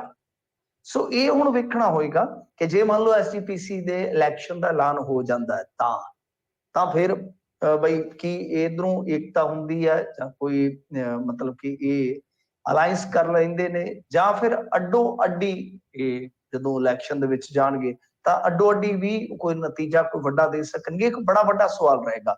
ਪਰ ਕੁੱਲ ਮਿਲਾ ਕੇ ਇਹਨਾਂ ਸਾਰਿਆਂ ਦਾ ਇੱਕ ਮਤ ਤੇ ਹੈ ਕਿ ਬਈ ਇਲੈਕਸ਼ਨ ਜਲਦੀ ਤੋਂ ਜਲਦੀ ਕਰਵਾਓ। ਇਲੈਕਸ਼ਨ ਦੀ ਵੈਸੇ ਤਿਆਰੀ ਜਿਹੜੀ ਹੈ ਉਹ ਆਰੰਭ ਹੀ ਹੋਈ ਹੈ। ਸਭ ਨੂੰ ਪਤਾ ਹੀ ਹੈ ਕਿ ਜਿਹੜੇ ਜਸਟਿਸ ਸਾਰੂ ਸਾਹਿਬ ਨੇ ਉਹ ਇਹਨਾਂ ਨੇ ਬਣਾਏ ਹੋਏ ਨੇ, ਇੱਥੇ ਉਹ ਨਿਯੁਕਤ ਕੀਤੇ ਗਏ ਨੇ ਆਫੀਸਰ ਦੇ ਤੌਰ ਤੇ, ਜਿਹੜੇ ਮੇਰੇ ਖਿਆਲ ਦੇ ਨਾਲ ਜੁਡੀਸ਼ੀਅਲ ਅਫਸਰ ਹੁੰਦੇ ਨੇ ਇਲੈਕਸ਼ਨ ਜੋ ਕਰਵਾਉਂਦੇ ਨੇ। ਤਾਂ ਉਹ ਹੁਣ ਪਹਿਲਾਂ ਤੇ ਸਾਲ ਖੰਡ ਉਦਾਂ ਹੀ ਰਹੇ, ਹੁਣ ਤੇ ਉਹਨਾਂ ਨੂੰ ਮੇਜ਼ ਕੁਰਸੀਆਂ ਸਟਾਫ ਵਗੈਰਾ ਜਿਹੜਾ ਮੁਹੱਈਆ ਕਰਵਾ ਦਿੱਤਾ ਗਿਆ। ਪਰ ਜੀ ਇਹਦੇ ਚ ਕੀ ਹੈ ਕਿ ਵੋਟਰ ਲਿਸਟਾਂ ਦੀ ਕਾਫੀ ਜ਼ਿਆਦਾ, ਤੁਹਾਨੂੰ ਪਤਾ ਹੀ ਹੈ ਐਸਜੀਪੀਸੀ ਦੀਆਂ ਚੋਣਾਂ ਦੇ ਵਿੱਚ ਕਾਫੀ ਜ਼ਿਆਦਾ ਉਹਦੇ ਚ ਸੋਧ ਵਗੈਰਾ ਕੀਤੀ ਜਾਂਦੀ ਹੈ। ਤਾਂ ਉਹ ਮੈਨੂੰ ਲੱਗਦਾ ਕਿ ਲੰਮਾ ਚੱਲ ਸਕਦਾ ਥੋੜਾ ਪ੍ਰੋਸੀਜਰ। ਔਰ ਉਸ ਤੋਂ ਇਲਾਵਾ ਜੇ ਆਪਾਂ ਦੇਖੀਏ ਤਾਂ ਹਰਿਆਣਾ ਵੱਖਰੀ ਕਮੇਟੀ ਵਾਲਾ ਜਿਹੜਾ ਕੇਸ ਸੀ ਉਹ ਵੀ ਫੈਸਲੇ ਤੇ ਆਉਣ ਲੱਗਾ। ਤਾਂ ਇਲੈਕਸ਼ਨ ਕੇਂਦਰ ਸਰਕਾਰ ਚਾਹੇ ਤਾਂ ਹੋ ਸਕਦਾ ਹੈ, ਵੋਟਰ ਲਿਸਟਾਂ ਦਾ ਹੀ ਕੰਮ ਹੈ, ਬਾਕੀ ਤੇ ਸਾਰਾ ਕੁਝ ਠੀਕ ਠਾਕ ਹੈ। ਮੈਨੂੰ ਲੱਗਦਾ ਕਿ ਕੋਈ ਬਹੁਤਾ ਲੰਮਾ ਚੌੜਾ ਨਹੀਂ। ਤਾਂ ਹੋ ਸਕਦਾ ਹੈ ਕਿ ਇਸ ਸਾਲ ਐਂਡ ਤੇ ਜਾ ਕੇ ਜਾਂ ਅਗਲੇ ਸਾਲ ਦੀ ਸ਼ੁਰੂਆਤ ਤੇ ਜਾ ਕੇ ਕੋਈ ਐਲਾਨ ਹੋ ਜਾਵੇ। ਪਰ ਇਹ ਪੱਤੇ ਕਾਲੇ ਹੈਗੇ ਜੀ ਮਿੰ- ਜੀ ਮਿੰਟੂ ਜੀ ਵਿੱਚ ਆਵਾਜ਼ ਆਉਣੀ ਬੰਦ ਹੋ ਗਈ ਸੀਗੀ। ਹਾਂਜੀ ਹਾਂਜੀ, ਮੈਂ ਕਿਹਾ ਕਿ ਇਹ ਤਾਂ ਤਤਪਰ ਨੇ ਕਿ ਭਾਈ ਜਲਦੀ ਤੋਂ ਜਲਦੀ ਇਲੈਕਸ਼ਨ ਹੋ ਜਾਵੇ ਤਾਂ ਕਿ ਫਿਰ ਅਸੀਂ ਇਸ ਮਾਮਲੇ ਦੇ ਵਿੱਚ ਅੱਗੇ ਵੱਧ ਸਕੀਏ। ਸੋ ਦੇਖਦੇ ਹਾਂ ਕਦੋਂ ਐਲਾਨ ਹੁੰਦਾ ਹੈ। ਜੀ ਜੀ, ਅਗਲੀ ਗੱਲ ਕਰੀਏ, ਪੀਯੂ ਇਲੈਕਸ਼ਨ ਹਾਲੇ ਵੀ ਸੰਸਦ ਦੇ ਵਿੱਚ ਨੇ। ਹਾਂਜੀ, ਪੰਜਾਬ ਯੂਨੀਵਰਸਿਟੀ ਦੇ ਇਲੈਕਸ਼ਨ ਦੇਖੋ ਇਹਨਾਂ ਨੇ ਸ਼ੁਰੂ ਤਾਂ ਕੀਤੇ ਹੋਏ ਸੀਗੇ, ਕਿਉਂ ਲੱਗਦਾ ਸੀ ਕਿ ਇਲੈਕਸ਼ਨ ਜਲਦੀ ਹੋ ਜਾਣਗੇ। ਤੇ ਉਹਦੇ ਵਿੱਚ ਵੀ ਵੇਖੋ ਇੰਟਰਸਟਿੰਗ ਗੱਲ ਹੈ ਕਿ ਆਮ ਆਦਮੀ ਪਾਰਟੀ ਨੇ ਇੱਥੇ ਵੀ ਆਪਣੀ ਜਿਹੜੀ ਸਟੂਡੈਂਟ ਇਕਾਈ ਆ ਉਹ ਬਣਾ ਕੇ ਇਲੈਕਸ਼ਨ ਦੇ ਵਿੱਚ ਉਹ ਵੀ ਵਾਰ ਦਿੱਤੀ ਆ। ਤਾਂ ਇਹ ਬੜਾ ਦਿਲਚਸਪ ਕੰਮ ਆ ਕਿ ਆਮ ਆਦਮੀ ਪਾਰਟੀ ਵਾਲੇ ਕੋਈ ਇਲੈਕਸ਼ਨ ਨਹੀਂ ਜੇ ਛੱਡਦੇ, ਉਹ ਕਹਿੰਦੇ ਕਿ ਰੇਖਤਾ ਗਰੰਟੀ ਚੱਲੇਗੀ ਸਾਡੀ। ਉਹ ਗਰੰਟੀ ਉੱਥੇ ਵੀ ਦੇਣਗੇ ਜਾ ਕੇ ਸਟੂਡੈਂਟਾਂ ਨੂੰ। ਤਾਂ ਖੈਰ ਹੁਣ ਕਿਤੇ ਨਾ ਕਿਤੇ ਜੋ ਉੱਥੇ ਦਾ ਪ੍ਰਸ਼ਾਸਨ ਆ ਉਹ ਥੋੜੇ ਜਿਹੇ ਪੈਸਿਆਂ ਨੂੰ ਖਿੱਚ ਰਿਹਾ ਹੈ। ਤੇ ਇਸ ਕਰਕੇ ਹਾਲੇ ਇੱਕ ਸ਼ੰਕਾ ਹੈ, ਸੰਸਾ ਹੈ ਕਿ ਕੀ ਇਹ ਜਿਹੜੇ ਪੀਯੂ ਦੇ ਇਲੈਕਸ਼ਨ ਆ ਹੋ ਸਕਣਗੇ ਕਿ ਨਹੀਂ। ਹਾਲਾਂਕਿ ਜੋ ਉੱਥੇ ਹੋਰ ਵਿਦਿਆਰਥੀ ਸੰਗਠਨ ਨੇ ਉਹ ਤੇ ਇਹ ਗੱਲ ਕਹਿੰਦੇ ਨੇ ਕਿ ਬਾਈ ਜੇ ਤੁਸੀਂ ਨਾ ਕਰਵਾਇਆ ਇਲੈਕਸ਼ਨ ਤਾਂ ਫਿਰ ਅਸੀਂ ਸੰਘਰਸ਼ ਵਿੱਢਾਂਗੇ, ਕਿਉਂਕਿ ਉੱਥੇ ਕਾਫੀ ਸਿਕਿਉਰਿਟੀ ਦੇ ਕਹਿੰਦੇ ਕਿ ਇੰਤਜ਼ਾਮਾਤ ਕਰਨੇ ਪੈਣਗੇ। ਬਹਿਰਹਾਲ ਐਤਕੀ ਇੱਕ ਚੀਜ਼ ਹੋਰ ਵੇਖਣ ਵਾਲੀ ਹੈ, ਚਲੋ ਇਹ ਤਾਂ ਦੇਖਦੇ ਹੁਣ ਇਲੈਕਸ਼ਨ ਹੁੰਦੇ ਆ ਕਿ ਨਹੀਂ। ਅੱਗੇ ਤੁਹਾਨੂੰ ਪਤਾ ਹੈ ਸੈਨੇਟ ਦੇ ਇਲੈਕਸ਼ਨ ਵੀ ਬਹੁਤ ਮੁਸ਼ਕਲ ਹੋਏ ਸੀਗੇ, ਯਾਦ ਹੋਏਗਾ ਤੁਹਾਨੂੰ। ਇਹ ਸਟੂਡੈਂਟਾਂ ਦੇ ਇਲੈਕਸ਼ਨ ਆ ਤੇ ਸੈਨੇਟ ਦੇ ਇਲੈਕਸ਼ਨ ਵੀ ਬਹੁਤ ਔਖੇ ਕਰਵਾਏ ਸਨ। ਵੀਸੀ ਸਾਹਿਬ ਵੀ ਕੁਝ ਐਸੇ ਆ ਕਿ ਉਹਨਾਂ ਦੇ ਸੁਭਾਅ ਦੀ ਸਮਝ ਨਹੀਂ ਆਉਂਦੀ, ਉਹ ਕੋਈ ਕਰਨਾ ਕੀ ਚਾਹੁੰਦੇ ਆ। ਤਾਂ ਬਹਿਰਹਾਲ ਇੱਕ ਚੀਜ਼ ਮੈਂ ਜਿਸ ਐਂਗਲ ਤੋਂ ਗੱਲ ਕਰਨੀ ਚਾਹੁੰਦਾ ਵਾਂ ਉਹ ਇਹ ਆ ਕਿ ਦੇਖੋ ਅੱਗੇ ਥੋੜਾ ਬਹੁਤਾ ਆਪਾਂ ਦੇਖਿਆ ਲੁਕਵੇਂ ਰੂਪ ਦੇ ਵਿੱਚ ਕਿ ਕੀ ਐਤਕੀ ਇੱਥੋਂ ਬਹੁਤ ਸਾਰੇ ਗਰੁੱਪ ਨਿਕਲੇ ਨੇ, ਬਹੁਤ ਸਾਰੇ ਇੱਥੋਂ ਉਹ ਬੰਦੇ ਨਿਕਲੇ ਨੇ ਜਿਹੜੇ ਅੱਜ ਕ੍ਰਾਈਮ ਦੀ ਦੁਨੀਆ ਦੇ ਵਿੱਚ ਬੜੇ ਬਦਨਾਮ ਨੇ। ਲਾਰੈਂਸ ਬਿਸ਼ਨੋਈ, ਵਿੱਕੀ ਮਿੱਡੂ ਖੇੜਾ ਤੇ ਚਲੋ ਉਹਦਾ ਕਤਲ ਹੋ ਗਿਆ, ਉਹ ਵੀ ਇੱਥੋਂ ਦੀ ਵਿਦਿਆਰਥੀ ਰਾਜਨੀਤੀ ਦਾ ਹਿੱਸਾ ਸੀਗਾ। ਫਿਰ ਆਪਾਂ ਦੇਖਦੇ ਹਾਂ ਗਾਂਧੀ ਗਰੁੱਪ ਹੋ ਗਿਆ। ਤਾਂ ਕਹਿਣ ਦਾ ਮਤਲਬ ਇਹ ਹੈ ਕਿ ਕੀ ਐਤਕੀ ਜਿਵੇਂ ਹੁਣ ਗਵਾਹਾਂ ਨੂੰ ਧਮਕਾਇਆ ਜਾਂਦਾ ਹੈ, ਸ਼ਰੇਆਮ ਫਿਰੌਤੀਆਂ ਮੰਗੀਆਂ ਜਾਂਦੀਆਂ, ਤਾਂ ਜਦੋਂ ਹੁਣ 3-4 ਸਾਲ ਬਾਅਦ ਇਲੈਕਸ਼ਨ ਹੋਏਗਾ ਤਾਂ ਕੀ ਐਤਕੀ ਗਰੋਹਬਾਜੀ ਜਿਹੜੀ ਕਿ ਠੀਕ ਆ ਅੱਗੇ ਪ੍ਰਤੱਖ ਤੌਰ ਤੇ ਨਾ ਸਹੀ ਅਪ੍ਰਤੱਖ ਤੌਰ ਤੇ ਅਸਰ ਪਾਉਂਦੀ ਸੀ, ਕੀ ਐਤਕੀ ਖੁੱਲ੍ਹੇਆਮ ਚੱਲੇਗਾ ਕੰਮ? ਇਹ ਦੇਖਣਾ ਹੋਏਗਾ। ਇਹ ਇੱਕ ਨਵਾਂ ਪਹਿਲੂ ਹੋਏਗਾ ਇਸ ਕਹਾਣੀ ਦੇ ਵਿੱਚ, ਕਿਉਂਕਿ ਜਿਸ ਤਰੀਕੇ ਨਾਲ ਦੇਖੋ ਠੀਕ ਹੈ, ਪੰਜਾਬ ਸਰਕਾਰ ਜੋ ਮਰਜ਼ੀ ਕਹੇ, ਪੰਜਾਬ ਪ੍ਰਸ਼ਾਸਨ ਜੋ ਮਰਜ਼ੀ ਕਹੇ, ਆਪਾਂ ਨੂੰ ਵੀ ਪਤਾ ਹੈ ਕਿ ਠੀਕ ਹੈ ਇੱਕ ਵੱਡੀ ਵਾਰਦਾਤ ਤੋਂ ਬਾਅਦ, ਵੱਡੇ ਕਾਂਡ ਤੋਂ ਬਾਅਦ ਥੋੜੀ ਸਖਤੀ ਹੋ ਜਾਂਦੀ ਹੈ, ਪਰ ਬਾਅਦ ਦੇ ਵਿੱਚ ਉਹ ਸਾਰੀਆਂ ਚੀਜ਼ਾਂ ਫੇਰ ਜਿਉਂਦੀਆਂ ਤੇ ਹੋ ਜਾਂਦੀਆਂ ਨੇ। ਤਾਂ ਐਤਕੀ ਇਹ ਦੇਖਣਾ ਹੋਏਗਾ ਕਿ ਇੱਕ ਪਾਸੇ ਸਿੱਧੂ ਮੂਸੇਵਾਲੇ ਦੀ ਹੱਤਿਆ ਤੋਂ ਬਾਅਦ ਗਰੋਹਬਾਜ਼ੀ ਇੰਨੀ ਜ਼ਿਆਦਾ ਚਰਚਿਤ ਹੈ ਪੰਜਾਬ ਦੇ ਵਿੱਚ, ਤਾਂ ਕੀ ਉਹਦਾ ਕੋਈ ਇੱਧਰ ਇਨਫਲੂਐਂਸ ਰਹਿੰਦਾ ਹੈ? ਇਹ ਬੜਾ ਇੱਕ ਵੇਖਣ ਵਾਲਾ ਮਸਲਾ ਹੋਏਗਾ। ਜੀ, ਜੀ, ਬਿਲਕੁਲ। ਅਗਲੀ ਮਿੰਟੂ ਜੀ ਗੱਲ ਕਰੀਏ ਭਾਰਤ ਦੇ ਜਿਹੜੇ ਯਾਤਰਾ ਤੇ ਨਿਕਲਿਆ ਰਾਹੁਲ ਗਾਂਧੀ, 41,000 ਵਾਲੀ ਟੀ-ਸ਼ਰਟ ਦਾ ਰੌਲਾ ਪੈ ਗਿਆ। ਹਾਂਜੀ ਹਾਂਜੀ, ਨਹੀਂ ਪਿਆ ਹੋਇਆ, ਬਸ ਇਹਨਾਂ ਦੇ ਇਹੀ ਰੌਲੇ ਚੱਲੀ ਜਾਣੇ ਜੀ। 41,000 ਦੀ ਟੀ-ਸ਼ਰਟ ਆ ਜੀ, ਤੇ ਉਹ ਕਹਿ ਦੇਣਗੇ ਕਿ ਤੇਰਾ ਸੂਟ ਕਿੰਨੇ ਦਾ ਸੀ ਮਿੱਤਰਾ, ਇਹ ਵੀ ਤੇ ਦੱਸ ਦੇ ਨਾ। 10 ਲੱਖ ਵਾਲਾ ਤੇਰਾ ਸੂਟ ਕਿੰਨੇ ਦਾ ਸੀਗਾ, ਉਹ ਦੱਸ ਦੇਣਗੇ। ਉਹ ਕਹਿਣਗੇ ਤੁਸੀਂ ਸਾਡੇ ਸੂਟ ਦੀ ਛੱਡੋ, ਤੁਸੀਂ ਹੈਰਾਲਡ ਚੋਂ ਕਿੰਨੇ ਪੈਸੇ ਖਾਦੇ ਨੇ ਤੁਸੀਂ ਇਹ ਦੱਸ ਦਿਓ। ਉਹ ਕਹਿਣਗੇ ਤੁਹਾਡੇ ਬੰਦੇ ਤਬੂਤ ਚੋਂ ਕਿੰਨੇ ਖਾ ਗਏ, ਉਹ ਕਹਿਣਗੇ ਕਿ ਫਲਾਣੇ ਚੋਂ ਤੁਸੀਂ ਕਿੰਨੇ ਖਾਦੇ, ਬਸ ਇਵੇਂ ਨੂੰ ਮਿਲਣਗੇ। ਤਾਂ ਖੈਰ ਦੇਖੋ ਹੁਣ ਟੀ-ਸ਼ਰਟ ਬਾਈ ਉਹਦੀ ਪਾੜ ਦਿਓ ਜਾ ਕੇ, ਹੋਰ ਕੀ ਹੈ, ਰਲ ਮਿਲ ਕੇ ਕੱਪੜੇ ਪਾੜ ਦਿਓ ਉਹਨਾਂ ਦੇ। ਜੇ ਕਿਸੇ ਨੇ ਚੱਜ ਦੀ ਕੋਈ ਟੀ-ਸ਼ਰਟ ਪਾ ਲਈ ਆ, ਕੀ ਇਸ ਦੇਸ਼ ਦੇ ਵਿੱਚ ਇਹ ਗੁਨਾਹ ਆ? ਕੋਈ ਬ੍ਰਾਂਡਡ ਕੱਪੜਾ ਪਾਉਂਦਾ ਹੈ, ਮੈਨੂੰ ਦੱਸੋ ਰਾਜਕਰਨਵੀਰ ਸਿੰਘ ਜੀ, ਆਪਣੀ ਕਮਾਈ ਦੇ ਨਾਲ ਬਈ ਤੁਸੀਂ ਸੂਟਡ ਬੂਟਡ ਹੋ ਕੇ ਤੁਰੇ ਜਾਓ ਤੇ ਕਿਸੇ ਨੂੰ ਕੀ ਢਿੱਡ ਪੀੜ ਹੈ? ਢਿੱਡ ਪੀੜ ਤੇ ਤਾਂ ਜੇ ਤੁਸੀਂ ਖੋ ਕੇ ਪਾਏ ਹੋਣ। ਤੇ ਬਈ ਜੇ ਤੁਹਾਨੂੰ ਚੰਗੇ ਨਹੀਂ ਲੱਗਦੇ ਜਾਂ ਜਾ ਕੇ ਪਾੜ ਦਿਓ, ਹੋਰ ਕੀ ਆ? ਹੁਣ ਕੋ ਨਹੀਂ ਅਸੀਂ ਪਾਉਣ ਨਹੀਂ ਦਿੰਦੇ, ਇਹ ਕਿਹੜੀਆਂ ਗੱਲਾਂ ਨੇ? ਦੇਖੋ ਹੁਣ ਮੋਦੀ ਸਾਹਿਬ ਦਾ ਚਸ਼ਮਾ ਦੇਖ ਲਿਓ, ਉਹ ਵੀ ਕਰ ਲਓ ਸਰਚ। ਮੋਦੀ ਸਾਹਿਬ ਦੀ ਘੜੀ ਦੇਖ ਲਓ, ਮੋਦੀ ਸਾਹਿਬ ਦਾ ਪੈਨ ਦੇਖ ਲਓ। ਤਾਂ ਗੱਲ ਇਹ ਆ ਕਿ ਬਈ ਅਸੀਂ ਕਿਹਾ ਕਦੇ ਕਿ ਹਾਂ ਵੀ ਮੋਦੀ ਸਾਹਿਬ ਰਾਤ ਨੂੰ ਜਾਂਦੇ ਆ ਮੂੰਹ ਬੰਨ ਕੇ, ਤੇ ਜਿਹੜੇ ਬੈਂਕ ਮਾੜੇ ਮੋਟੇ ਸੈਕਦੇ, ਬੈਂਕ ਲੁੱਟ ਕੇ ਤੇ ਐਸ਼ਪ੍ਰਸਤੀ ਕਰਦੇ। ਉਹ ਤਾਂ ਚੌਕੀਦਾਰ ਆਦਮੀ ਹੈ, ਤੇ ਚੌਕੀਦਾਰ ਦੇ ਚਸ਼ਮੇ ਤੇ ਸਾਰਾ ਕੁਝ। ਹੁਣ ਦੇਖੋ ਗੱਲ ਤਾਂ ਦੀ ਤਾਂ ਤੁਰੀ ਜਾਣੀ ਆ। ਅਗਲੇ ਫੋਟੋਆਂ ਕੱਢ ਕੇ ਤੇ ਲੈ ਆਏ ਸਿਮਰਤੀ ਇਰਾਨੀ ਦੀਆਂ, ਕਹਿੰਦੇ ਸੰਘਰਸ਼ ਦੇ ਦਿਨਾਂ 'ਚ ਇਹ ਇੰਨੀਆਂ ਮਹਿੰਗੀਆਂ ਪੁਸ਼ਾਕਾਂ ਕਿੱਥੋਂ ਪਾਉਂਦੀ ਸੀ? ਲਓ ਕਰ ਲਓ ਗੱਲ, ਜਨਾਨੀਆਂ ਨੂੰ ਲੈ ਆਏ ਨਾਲ ਖਿੱਚ ਕੇ। ਸੋ ਇਹ ਲੜਾਈ ਮੇਰੇ ਖਿਆਲ ਦੇ ਨਾਲ ਐਵੇਂ ਬੇਸਿਰ ਪੈ ਰਿਹਾ। ਗੱਲ ਮੁੱਦਿਆਂ ਦੀ ਕਰਨੀ ਚਾਹੀਦੀ ਹੈ ਕਿ ਕੀ ਰਾਹੁਲ ਗਾਂਧੀ ਕਾਮਯਾਬ ਹੋਣ ਜਾ ਰਿਹਾ ਜਾਂ ਨਹੀਂ ਹੋਣ ਜਾ ਰਿਹਾ। ਪਰ ਰਾਹੁਲ ਗਾਂਧੀ ਦੇ ਨਾਲ ਨਾਲ ਨਿਤਿਸ਼ ਵੀ ਇੱਕ ਯਾਤਰਾ ਕਰਦਾ ਪਿਆ, ਨਿਤਿਸ਼ ਵੀ ਯਾਤਰਾ ਤੇ ਆ। ਤੋ ਐਤਕੀ ਬਈ ਜੇ ਕੋਈ ਜਕੜਬੰਦ ਤਗੜਾ ਲੱਗ ਗਿਆ ਤਾਂ ਫੇਰ ਤੁਸੀਂ ਉਧਰ ਦਾ ਸੋਚੋ। ਇਹ ਛੱਡੋ ਟੀ-ਸ਼ਰਟ ਕੌਣ ਕਿੰਨੇ ਦੀ ਪਾਉਂਦਾ। ਹਾਂ, ਜੇ ਉਹਨੇ ਟੀ-ਸ਼ਰਟ ਚੋਰੀ ਦੇ ਮਾਲ ਦੇ ਨਾਲ ਪਾਈ ਹੈ, ਹੇਰਾ ਫੇਰੀ ਦੇ ਮਾਲ ਦੇ ਨਾਲ ਪਾਈ ਆ, ਤੇ ਲਵਾ ਕੇ ਬਈ ਉਹਨੂੰ ਨੰਗਾ ਤੋੜ ਦਿਓ। ਜਾਂ ਉਹ ਜਿਹੜੀ ਅਕਸ਼ੇ ਕੁਮਾਰ ਬਨੈਣ ਦੀ ਮਸ਼ਹੂਰੀ ਦਿੰਦਾ ਹੁੰਦਾ, ਉਹ ਬਨੈਣ ਪਵਾ ਕੇ ਤੋੜ ਦਿਓ, ਫਿਰ ਹੋਰ ਕੀ ਆ। ਏਦਾਂ ਹੀ ਸਹੀ ਹੈ। ਤੇ ਇਸ ਤੋਂ ਆਪਾਂ ਕਾਲਸ ਵੀ ਲੈਣੀਆਂ। ਕਾਲ ਕਰਨ ਦੇ ਲਈ ਨੰਬਰ ਹੈ 408-272-5200 4082725200। 23 ਮਹੀਨਿਆਂ ਦੀ ਲੰਬੀ ਕੈਦ ਤੋਂ ਬਾਅਦ ਸਦੀਕੀ ਕਪਨ ਨੂੰ ਜ਼ਮਾਨਤ। ਹਾਂਜੀ, ਸਦੀਕੀ ਕਪਨ ਨੂੰ ਜ਼ਮਾਨਤ ਮਿਲ ਗਈ ਆ, ਅੱਛੀ ਗੱਲ ਹੈ ਜੀ, ਚੰਗੀ ਗੱਲ ਹੈ, ਘਰੇ ਜਾਏਗਾ। ਤੋ ਦੇਖੋ ਇਹ ਕੁਛ ਨਾਮ ਐਸੇ ਹੁੰਦੇ ਨੇ ਜਿਨ੍ਹਾਂ ਨੂੰ ਆਪਾਂ ਪੰਜਾਬੀ ਸ਼ਾਇਦ ਇੰਨਾ ਨੇੜਿਓਂ ਨਹੀਂ ਜਾਣਦੇ ਜਾਂ ਨੇੜਿਓਂ ਨਹੀਂ ਉਹਨੂੰ ਯਾਦ ਰੱਖਦੇ ਨਾਮਾਂ ਨੂੰ। ਤਾਂ ਇਹ ਉਹ ਪੱਤਰਕਾਰ ਆ ਜਿਹੜਾ ਯੂਪੀ ਦੇ ਵਿੱਚ ਹਾਥਰਸ ਗੈਂਗਰੇਪ ਦੀ ਰਿਪੋਰਟਿੰਗ ਕਰਨ ਆਇਆ ਸੀਗਾ। ਤਾਂ ਇਹ 3-4 ਜਣੇ ਚ ਆ ਰਹੇ ਸੀਗੇ ਤੇ ਮੁੜ ਕੇ ਇਹਨਾਂ ਨੂੰ ਮਥੁਰਾ ਦੇ ਨੇੜਿਓਂ ਚੱਕ ਲਿਆ ਗਿਆ ਸੀਗਾ। ਤੇ ਇਹ ਕਿਹਾ ਗਿਆ ਸੀਗਾ ਕਿ ਇਹ ਪਪੂਲਰ ਫਰੰਟ ਆਫ ਇੰਡੀਆ ਦੇ ਕਾਰਕੁਨ ਆ। ਹਾਲਾਂਕਿ ਦਿਲਚਸਪ ਗੱਲ ਇਹ ਸੀਗੀ ਕਿ ਉਸ ਟਾਈਮ ਇਸ ਸੰਗਠਨ ਨੂੰ ਇੰਡੀਆ 'ਚ ਬੈਨ ਨਹੀਂ ਸੀ ਕੀਤਾ ਗਿਆ। ਮਤਲਬ ਜਥੇਬੰਦੀ ਜ਼ਰੂਰ ਹੈ ਮੁਸਲਮਾਨਾਂ ਦੀ, ਪਰ ਇਹ ਬੈਨ ਨਹੀਂ ਸੀ, ਕੋਈ ਕਿਸੇ ਕਿਸਮ ਦਾ ਇਹਦੇ ਤੇ ਕੋਈ ਪਾਬੰਦੀ ਨਹੀਂ ਸੀ ਲੱਗੀ। ਨਾਲ ਇਹ ਕਿਹਾ ਗਿਆ ਕਿ ਜਿਸ ਅਖਬਾਰ ਦਾ ਇਹ ਆਇਡੈਂਟੀਟੀ ਕਾਰਡ ਚੁੱਕੀ ਫਿਰਦਾ ਹੈ ਕਪਨ, ਉਹ ਤੇ ਅਖਬਾਰ ਬੰਦ ਹੋਇਆ ਪਿਆ। ਹੁਣ ਤੁਸੀਂ ਦੇਖੋ ਮੇਰੇ ਪਰਸ ਦੇ ਵਿੱਚ ਅੱਜ ਵੀ, ਕਿਉਂਕਿ ਮੈਨੂੰ ਅਖਬਾਰ ਦੀ ਪੱਤਰਕਾਰਤਾ ਛੱਡੀ ਨੂੰ ਮੇਰੇ ਖਿਆਲ ਦੇ ਨਾਲ ਤਕਰੀਬਨ ਲਾ ਲਓ ਕਿ 5-6 ਵਰੇ ਹੋ ਗਏ ਨੇ, ਤੇ ਸਾਡੇ ਆਈਡੀ ਕਾਰਡ ਤੇ ਅੱਜ ਵੀ ਜੇਬ 'ਚ ਹੋਣਗੇ। ਕੀ ਇਹਦੇ ਨਾਲ ਕੀ ਹੋ ਜਾਂਦਾ?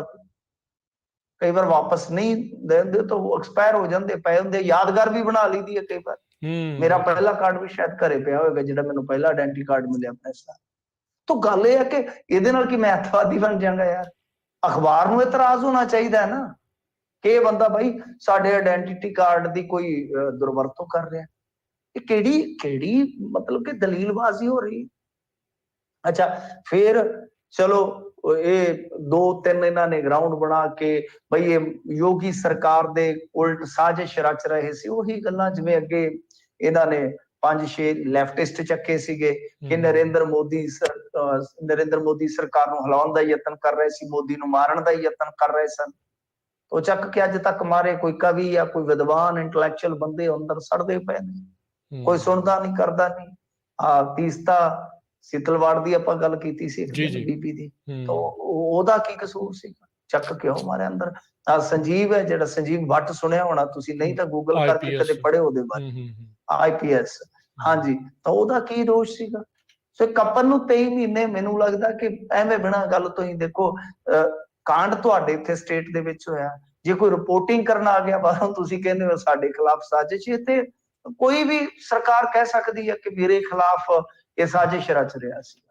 ਤਾਂ ਫਿਰ ਵੀ ਮੈਂ ਸਮਝਦਾ ਕਿ ਬਹੁਤ ਗਲਤ ਹੋਇਆ ਕਿ 23 ਮਹੀਨੇ ਹਾਈ ਕੋਰਟ ਤੱਕ ਨੇ ਜ਼ਮਾਨਤ ਨਹੀਂ ਦਿੱਤੀ, ਜਦ ਕਿ ਹਾਈ ਕੋਰਟਾਂ ਨੂੰ ਜਾਂ ਸੁਪਰੀਮ ਕੋਰਟ ਨੂੰ ਇਹ ਵੇਖਣਾ ਪਏਗਾ ਕਿ ਇਹ ਮਾਮਲੇ ਜਿਹੜੇ ਪਹਿਲੀ ਨਜ਼ਰ ਪ੍ਰਥਮ ਦ੍ਰਿਸ਼ਟੀ ਜਿਹੜੇ ਮਾਮਲੇ ਆ ਉਹ ਇਦਾਂ ਜੁੜਦੇ ਆ ਕਿ ਬਈ ਜੋ ਸੱਤਾ ਸਥਾਪਦੀ ਹੈ ਉਹ ਕਿਤੇ ਨਾ ਕਿਤੇ ਆਵਾਜ਼ ਬੰਦ ਕਰਨਾ ਚਾਹੁੰਦੀ ਹੈ, ਤਾਂ ਉਹ ਮਾਮਲੇ ਘੱਟੋ ਘੱਟ ਨਖੇੜਾ ਕਰਕੇ ਦੇਖਣੇ ਚਾਹੀਦੇ ਆ। ਪੱਤਰਕਾਰਾਂ ਦਾ ਜੇ ਇਹ ਹਸ਼ਰ ਹੋਏਗਾ ਫਿਰ ਪੱਤਰਕਾਰੀ ਕਰਨ ਵਾਸਤੇ ਜ਼ਰੂਰਤ ਕੌਣ ਕਰੇਗਾ ਸਮਾਜ ਵਿੱਚ ਕਿ 23 ਮਹੀਨੇ ਤੁਹਾਡੀ ਜ਼ਮਾਨਤ ਹੀ ਨਾ ਹੋਵੇ। ਮਿਡ ਡੇ ਮੀਲ ਦੇ ਵਿੱਚ ਲੂਣ ਵਾਲੇ ਨੂੰ ਅੰਦਰ ਕਰਤਾ, ਕੋਈ ਵੀ ਜਿਹੜਾ ਇਹਨਾਂ ਦਾ ਪਰਦਾਫਾਸ਼ ਕਰਦਾ ਹੈ, ਸੱਚਾਈ ਦੱਸਦਾ ਹੈ, ਉਹਨੂੰ ਚੱਕ ਕੇ ਜਿਹੜਾ ਉਹ ਅੰਦਰ ਕਰ ਦਿੰਦੇ ਆ। ਤੇ ਫਿਰ ਉਹੀ ਘਿਸੀਆਂ ਪੱਟੀਆਂ ਧਾਰਾਵਾਂ, ਦੇਸ਼ ਧਰੋਹੀ, ਅੱਤਵਾਦੀਆਂ ਨਾਲ ਲਿੰਕ, ਤੇ ਬਸ ਉਹੀ ਕੁਛ ਇਹਨਾਂ ਦੇ ਕੋਲ ਬਚ ਜਾਂਦਾ ਆ। ਤੇ ਮਿੰਟੂ ਜੀ ਆਪਾਂ ਇੱਥੇ ਲੈਂਦੇ ਹਾਂ ਜੀ ਇੱਕ ਬ੍ਰੇਕ ਤੋਂ ਬਾਅਦ ਸੋਤੇ ਮੁੜਦੇ ਹਾਂ ਤੇ ਗੱਲਬਾਤ ਦੇ ਸਿਲਸਿਲੇ ਨੂੰ ਜਾਰੀ ਰੱਖਾਂਗੇ, ਤੁਹਾਡੇ ਸਵਾਲ ਲਵਾਂਗੇ। ਕਾਲ ਕਰ ਸਕਦੇ ਹੋ, ਸਟੂਡੀਓ 'ਚ ਨੰਬਰ ਹੈ 408 272 5200।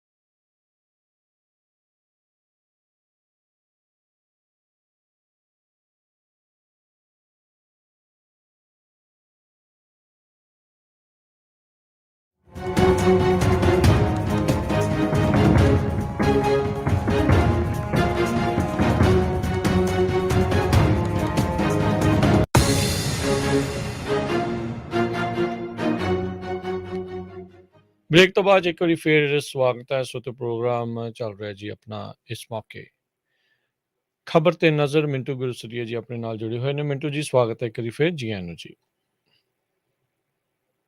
ਸ਼ੁਕਰੀਆ ਜੀ ਤੇ ਸੋ ਤੇ ਤੁਸੀਂ ਵੀ ਕਾਲ ਕਰਕੇ ਜੇ ਮਿੰਟੂ ਜੀ ਨੂੰ ਸਵਾਲ ਪੁੱਛਣਾ ਚਾਹੁੰਦੇ ਹੋ ਤਾਂ ਸਟੂਡੀਓ ਦਾ ਫੋਨ ਨੰਬਰ ਹੈ 4082725200 408 272 ਵਾਰੀ ਵਾਰੀ ਸ਼ੇਅਰ ਕਰਦੇ ਆਪਣੇ ਸਰੋਤੇ ਨਾਲ ਗੱਲਬਾਤ। ਸੁਰਿੰਦਰ ਗਿੱਲ ਜੀ ਸਤਿ ਸ਼੍ਰੀ ਅਕਾਲ। ਹਾਂਜੀ ਵੀਰ ਜੀ, ਮੇਰੀ ਸਾਰੇ ਸਾਥੀਆਂ ਨੂੰ ਸਤਿਕਾਰ ਭਰੀ ਸਤਿ ਸ੍ਰੀ ਅਕਾਲ ਜੀ। ਸਤਿ ਸ਼੍ਰੀ ਅਕਾਲ ਜੀ। ਹਾਂਜੀ, ਮੈਂ ਭਾਜੀ ਹੁਣਾਂ ਤੋਂ ਇਹ ਜਿਹੜਾ ਪੁੱਛਣਾ ਚਾਹੁੰਦਾ ਸੀ ਵੀ ਜਿਸ ਤਰ੍ਹਾਂ ਹੁਣੇ ਆਪਣੇ ਸ਼ੇਖ ਹਸੀਨਾ ਆਏ ਸੀ ਤਾਂ ਉਹਨਾਂ ਦੇ ਦੌਰਾਨ ਹੀ ਮਮਤਾ ਬੈਨਰਜੀ ਦੇ ਨਾਲ ਮੋਦੀ ਦਾ ਵਰਤਾਰਾ ਜਿਹੜਾ ਇਸ ਤਰ੍ਹਾਂ ਦਾ ਬੜਾ ਇੱਕ ਰੁੱਖੇ ਸਟਾਈਲ ਦਾ ਸੀ। ਇਸ ਚੀਜ਼ ਦਾ ਥੋੜਾ ਜਿਹਾ ਤਲਖੀ ਖਾ ਕੇ ਕੀ ਮਮਤਾ ਹੁਣ ਇੱਧਰ ਨਤੀਸ਼ ਵਾਲੇ ਪਾਸੇ ਕੁਝ ਖਿਆਲ ਕਰੂਗੀ? ਤੇ ਦੂਸਰਾ ਵੀ ਕੀ ਹੈ ਜਿਹੜੀ ਇੰਨੀ ਧੱਕੇਸ਼ਾਹੀ ਹੱਦੋਂ ਵੱਧ ਹਿੰਦੁਸਤਾਨ 'ਚ ਚੱਲ ਰਹੀ ਹੈ ਇਸ ਸਰਕਾਰ ਵੱਲੋਂ, ਇਹਦੇ ਤੇ ਕੋਈ ਕਿਸੇ ਤਰ੍ਹਾਂ ਦੀ ਠੱਲ ਪਵੇਗੀ? ਭਾਜੀ ਕੱਚੇ ਹੋਣਾ ਜੀ। ਠੀਕ ਹੈ ਜੀ। ਜੀ ਦੋ ਚੀਜ਼ਾਂ ਨੇ ਸਰ ਕਿ ਇਹ ਹਮੇਸ਼ਾ ਹੁੰਦਾ ਹੈ ਜਦੋਂ ਕੇਂਦਰ ਤੇ ਕਿਸੇ ਕਹਿ ਲਓ ਕਿ ਮੁੱਖ ਮੰਤਰੀ ਦੀ ਟੱਸਲ ਹੈ ਤਾਂ ਉਹਦੇ ਵਿੱਚ ਫਿਰ ਜਿੱਥੇ ਜ਼ੋਰ ਚੱਲਦਾ ਉਹ ਚਲਾ ਦਿੰਦਾ ਹੈ। ਮਮਤਾ ਬੈਨਰਜੀ ਉਹਨਾਂ ਦੀ ਸੀਬੀਆਈ ਨੂੰ ਨਹੀਂ ਵੜਨ ਦਿੰਦੀ, ਉਹ ਵਗੈਰਾ ਵਗੈਰਾ ਸਭ ਕੁਝ ਚੱਲਦਾ ਹੈ, ਬੱਤਰ ਵਗਦਾ ਹੀ ਵਗਦਾ, ਆਪਾਂ ਨੂੰ ਪਤਾ ਹੀ ਹੈ। ਤਾਂ ਜਦ ਉਹਨਾਂ ਦਾ, ਕਿਉਂਕਿ ਹੁਣ ਉਹਨਾਂ ਦੇ ਪ੍ਰੋਟੋਕਾਲ ਦਾ ਬਈ ਹਿੱਸਾ ਹੈ, ਉਹਨਾਂ ਨੇ ਕੀ ਕਰਨਾ ਹੈ ਕੀ ਨਹੀਂ ਕਰਨਾ, ਜਦੋਂ ਦੋ ਦੇਸ਼ਾਂ ਦੇ ਪ੍ਰਧਾਨ ਮੰਤਰੀ ਮਿਲ ਰਹੇ ਨੇ, ਪੀਐਮਓ ਨੇ ਸਾਰਾ ਪ੍ਰੋਗਰਾਮ ਬਣਾਉਣਾ ਤਾਂ ਬਸ ਉਹਨਾਂ ਨੇ ਆਪਣਾ ਕਰ ਲਿਆ। ਇਹਨੂੰ ਹੁਣ ਜਿੰਨਾ ਮਰਜ਼ੀ ਆਪਾਂ ਜਿਸ ਮਰਜ਼ੀ ਐਂਗਲ ਨਾਲ ਲੈ ਲਈਏ ਤਾਂ ਇਹ ਹੈ ਕਿ ਟੱਸਲ ਉਹਨਾਂ ਦੀ ਹੈ। ਤੇ ਦੂਜੀ ਗੱਲ ਹੈ ਮਮਤਾ ਬੈਨਰਜੀ ਤਾਂ ਐਲਾਨੀਆ ਕਹਿ ਚੁੱਕੀ ਹੈ ਤੇ ਨੀਤੀਸ਼ ਵੀ ਕਹਿ ਚੁੱਕੇ ਆ। ਤਾਂ ਇਹ ਐਤਕੀ ਹੁਣ ਜਿਹੜਾ ਫਰੰਟ ਬਣਦਾ ਪਿਆ ਉਹਦੇ ਚ ਬਸ ਇੱਕੋ ਚੀਜ਼ ਵੇਖਣੀ ਪਵੇਗੀ ਕਿ ਕੀ ਕਾਂਗਰਸ ਫਿੱਟ ਬੈਠਦੀ ਹੈ। ਤੇ ਮੈਨੂੰ ਤਾਂ ਸੁਣਨ ਦੇ ਵਿੱਚ ਇਹ ਆਇਆ ਕਿ ਆਉਣ ਵਾਲੇ ਦਿਨਾਂ ਚ ਨੀਤੀਸ਼ ਤੇ ਸੁਖਬੀਰ ਸਿੰਘ ਬਾਦਲ ਵੀ ਜਲਦੀ ਮਿਲਣ ਜਾ ਰਹੇ ਆ। ਜੀ ਜੀ, ਲੈਟਸ ਸੀ ਕੀ ਬਣਦਾ ਹੈ ਜੀ ਉਹਦੇ ਵਿੱਚ। ਥੈਂਕ ਯੂ ਜੀ। ਅਗਲੇ ਕਾਲਰ ਜਸਬੀਰ ਜੀ। ਸਤਿ ਸ੍ਰੀ ਅਕਾਲ ਜੀ ਸਾਰੇ ਭਰਾਵਾਂ ਨੂੰ। ਸਤਿ ਸ਼੍ਰੀ ਅਕਾਲ ਜੀ। ਮਿੰਟੂ ਜੀ, ਮੇਰਾ ਸਵਾਲ ਕਾਫੀ ਔਖੇ ਹੁੰਦੇ ਨੇ, ਜੇ ਤੁਸੀਂ ਜਵਾਬ ਦੇ ਸਕਦੇ ਹੋ ਦਿਓ, ਨਹੀਂ ਤੇ ਬੇਸ਼ੱਕ ਨਾ ਦਿਓ ਜੇ ਕਿ ਮੈਨੂੰ ਤੁਹਾਡੇ ਨਾਲ ਪਿਆਰ ਹੈ, ਤੁਹਾਡੀ ਸਿਕਿਉਰਿਟੀ ਦਾ ਵੀ ਮੈਨੂੰ ਫਿਕਰ ਰਹਿੰਦਾ। ਅੱਛਾ, ਮੈਂ ਸਵਾਲ ਸ਼ੁਰੂ ਕਰਨਾ, ਮੈਂ ਅੱਜ ਦਾ ਸਵਾਲ ਕਰਾਂ। ਹਾਂ ਨਹੀਂ, ਮੈਂ ਸਵਾਲ ਸ਼ੁਰੂ ਕਰਨਾ ਵੀ ਕਾਇਦੇ ਆਜ਼ਮ ਜਿਨਾਹ ਦੀ ਟਿੱਪਣੀ ਜਿਹੜੀ ਉਹਨਾਂ ਨੇ 1947 ਤੋਂ ਪਹਿਲਾਂ ਕੀਤੀ ਸੀ। 1947 ਤੋਂ ਪਹਿਲਾਂ ਜੋ ਕਾਇਦੇ ਆਜ਼ਮ ਪਾਕਿਸਤਾਨ ਤੇ ਅੜ ਗਿਆ ਸੀ ਨਾ, ਕਿਸੇ ਨੇ ਉਹਨੂੰ ਪੁੱਛਿਆ ਸੀਗਾ ਵੀ ਜਨਾਬ ਸਾਹਿਬ ਜਿਹੜੇ ਮੁਸਲਮਾਨ ਪਾਕਿਸਤਾਨ 'ਚ ਨਹੀਂ ਜਾਣਾ ਚਾਹੁੰਦੇ ਤੇ ਹਿੰਦੁਸਤਾਨ 'ਚ ਰਹਿਣਗੇ ਉਹਨਾਂ ਨੂੰ ਕੀ ਬਣੇਗਾ? ਕਾਇਦੇ ਆਜ਼ਮ ਦਾ ਜਵਾਬ ਸੀਗਾ ਵੀ ਉਹਨਾਂ ਨੂੰ ਸਟੈਪ ਦੇਣਾ, ਹਰੇਕ ਸਟੈਪ ਤੇ ਭਾਰਤ ਦੀ ਦੇਸ਼ ਭਗਤੀ ਪ੍ਰੂਵ ਕਰਨੀ ਪਏਗੀ। ਹੁਣ ਸਵਾਲ ਮੇਰਾ ਉੱਠਦਾ ਵੀ ਉਹ ਤੇ ਉਹਨਾਂ ਮੁਸਲਮਾਨਾਂ ਲਈ ਕਿਹਾ, ਹੁਣ ਇਹ ਗੱਲ ਤੇ ਸਾਡੇ ਸਿੱਖਾਂ ਵਾਲੇ ਪਾਸੇ ਆ ਗਈ, ਸਾਨੂੰ ਪ੍ਰੂਵ ਕਰਨਾ ਪੈ ਰਿਹਾ। ਪਿੱਛੇ ਜੇ ਆਪਣਾ ਕ੍ਰਿਕਟ ਦਾ ਹਰਸ਼ਪ੍ਰੀਤ ਸਿੰਘ ਦੇ ਹੱਥੋਂ ਬਾਲ ਟੁੱਟ ਗਈ ਤੇ ਭਾਰਤ ਦੀ ਹਾਰ ਹੋ ਗਈ ਤੇ ਉਹਦੇ ਮਗਰ ਪੈ ਗਏ ਨੇ, ਉਹਦੀ ਬੁਲਿੰਗ ਕੀਤੀ, ਉਹਨੂੰ ਖਾਲਿਸਤਾਨੀ ਕਿਹਾ। ਤੇ ਉਹ ਸਵਾਲ ਇਹ ਵੀ ਇਹ ਕੀ ਇਸ ਤਰ੍ਹਾਂ ਦਾ ਜਿਹੜਾ ਵਰਤਾਰਾ ਹੈ ਤੇ ਸਗੋਂ ਖਾਲਿਸਤਾਨ ਲਈ ਨਵੀਂ ਆਕਸੀਜਨ ਦੇ ਰਿਹਾ। ਤੁਹਾਨੂੰ ਪਤਾ ਜਿਹੜੀ ਖਾਲਿਸਤਾਨ ਦੀਆਂ ਵੋਟਾਂ ਪੈ ਰਹੀਆਂ ਰਿਫੰਡਨ ਦੀਆਂ, ਉਹ ਵੀ ਲੋਕ ਵੋਟਾਂ ਪਾ ਰਹੇ ਨੇ ਜਿਹੜੇ ਖਾਲਿਸਤਾਨ ਦੇ ਵਿਰੋਧੀ ਸੀ। ਇੱਥੋਂ ਤੱਕ ਕਈ ਹਿੰਦੂ ਵੀ ਪਾ ਰਹੇ ਨੇ ਵੋਟਾਂ। ਸੋ ਮੇਰਾ ਕਹਿਣ ਦਾ ਮੈਂ ਜਿਹੜੀ ਸੰਗਰੂਰ 'ਚ ਚੋਣ ਹੋਈ ਹੈ ਸਿਮਰਜੀਤ ਸਿੰਘ ਮਾਨ ਦੀ, ਉਹ ਵੀ ਇੱਕ ਤਰ੍ਹਾਂ ਦੀ ਖਾਲਿਸਤਾਨ ਦੀ ਸਾਇਲੈਂਟ ਸਪੋਰਟ ਸੀ। ਕਈ ਵਾਰੀ ਲੋਕ ਸਿੱਧੇ ਟਕਰਾਅ 'ਚ ਨਹੀਂ ਆਉਣਾ ਚਾਹੁੰਦੇ, ਸਾਇਲੈਂਟ ਸਪੋਰਟ ਦਿੰਦੇ ਨੇ। ਮਿਹਰਬਾਨੀ ਸਰਦਾਰ ਸਾਹਿਬ। ਧੰਨਵਾਦ ਜੀ ਜੀ।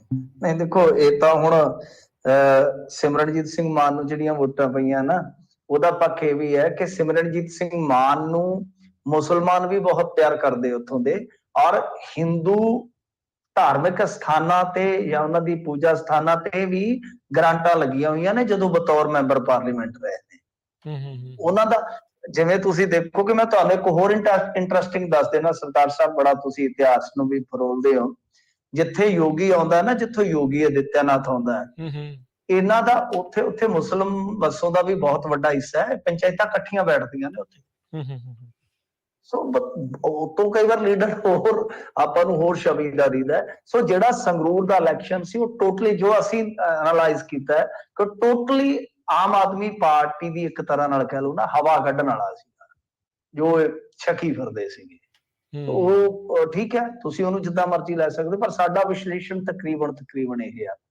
ਹੁਣ ਰਹੀ ਗੱਲ ਬੁਲਿੰਗ ਕਰਨ ਦੀ, ਮੈਂ ਤੁਹਾਨੂੰ ਨਾ ਗਿਣਾਉਂਦਾ ਜਾਵਾਂਗਾ, ਤੁਸੀਂ ਮਜ਼ਹਬ ਆਪ ਹੀ, ਕਿਉਂਕਿ ਮੈਂ ਤੇ ਹੈ ਨਹੀਂ, ਮੇਰੇ ਚ ਇਹ ਨਹੀਂ ਹੈ, ਮੈਂ ਤਾਂ ਇਨਸਾਨ ਹੀ ਬਣਿਆ ਰਹਾਂ ਤੇ ਬਿਹਤਰ ਆ।